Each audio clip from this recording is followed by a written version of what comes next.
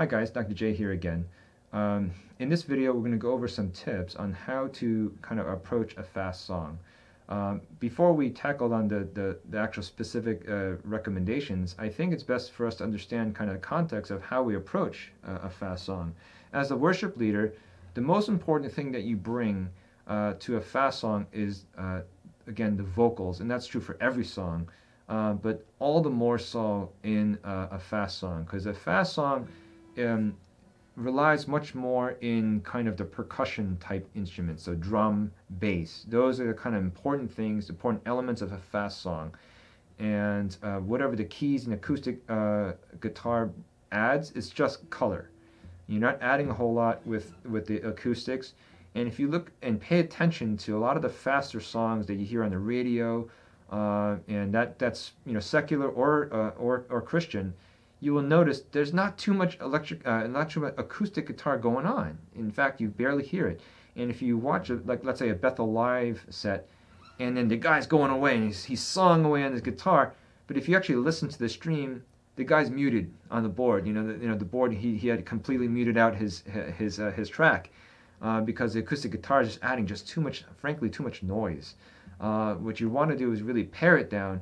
And it's really up to the bass and the drum to carry a fast song, and then the lyrics, right? So you want loud and confident lyrics, a bass and drum driving the beat of the song, and then the keys and acoustic guitars just adding. The electrics are very important in the fast song too, if you have an electric, because they add very important kind of color and the melody that just kind of cuts through what the bass and the drums are doing, right? Because the acoustic is just not loud enough and doesn't have the presence that an electric does, that it can just cut right through a sound. Keys too, it doesn't really have enough oomph to kind of cut through.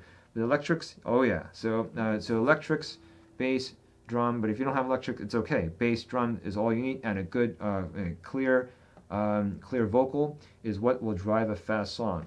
But what do you do with acoustic guitar then? If you're the worship leader on acoustics, what I would do is really kind of pare it down, not try to drive the sound of the thing with your guitar. It's more your voice than the guitar. What you do with the guitar though is instead of down strumming the whole time, some of these songs, in a recording studio, it's kind of cool that you can do that kind of down strum palm mute thing. That's in a recording studio. In a live worship set for Sunday worship, you're not really doing that. You can't really reliably do that and preserve your arm. Your arm's just going to basically fall off, And then if you have a 4 or 5 song set or 6 song set, and you're doing this song first, then you got songs 2, 3, 4, 5, 6 to do, and your arm's already kind of fatigued out. So you have to spare yourself and realize your physical limitations when playing a fast song, right? Instead, you're going for basic down, up, down, up, down, up, down, up. Just an 8th note strum is all you're doing. Let's take, for example, Your Grace Is Enough by Chris Tomlin. In this song, we're to play it in the key of G, right? Let's see what it sounds like.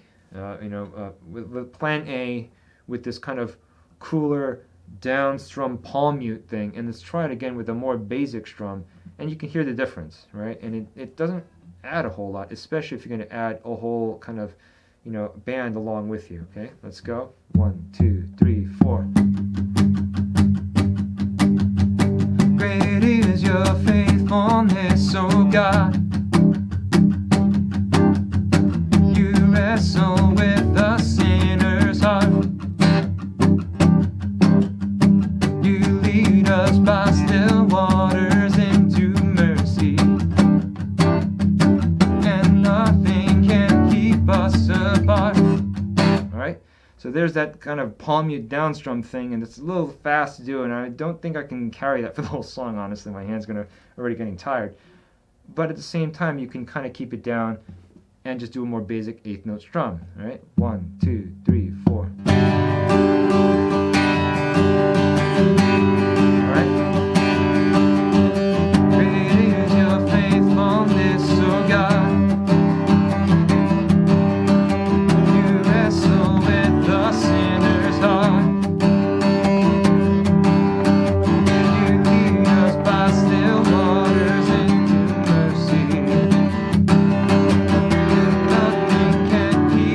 Apart.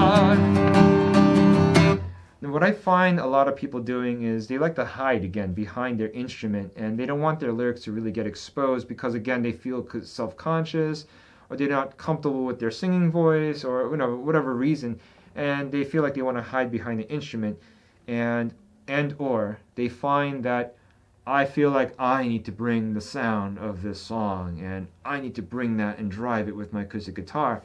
And you hear the difference there. And I'm going to play it loudly, and you'll hear what that sounds like, okay? 1, 2, 3, 4.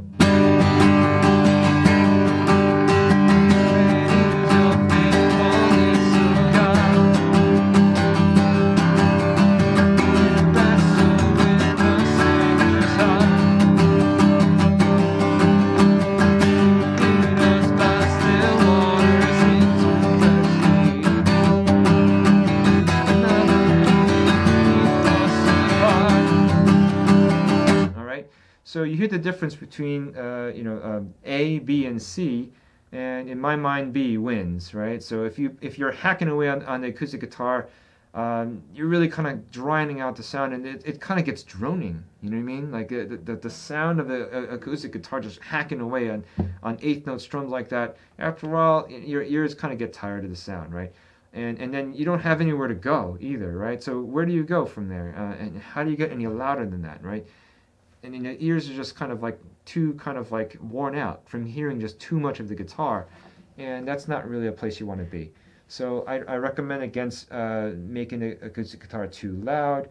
I don't think you should hack away on that thing. You should allow your teammates, especially your drummer and your bass, to kind of take up the slack there, and let your vocals really kind of ring out there. All right. So we're gonna keep this one short today, and I hope this has been helpful for you. And just keep on playing.